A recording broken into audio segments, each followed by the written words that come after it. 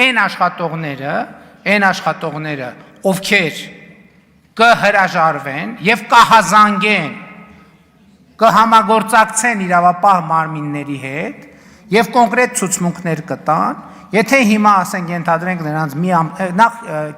ոչ մեկ չի ազատվի, որովհետեւ մենք բավարար լծակներ ունենք այդ մարդկանց պաշտպանելու համար, իսկ ովքեր իրավապահ մարմիններին հետ կհամագործակցեն, ցուցմունք կտան եւ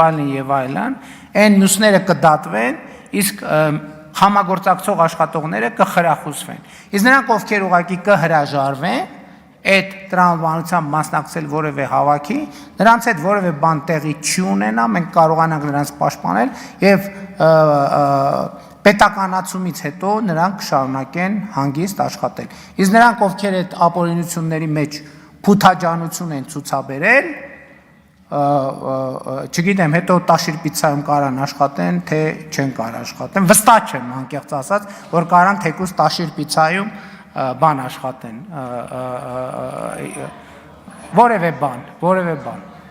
շնորհակալ եմ։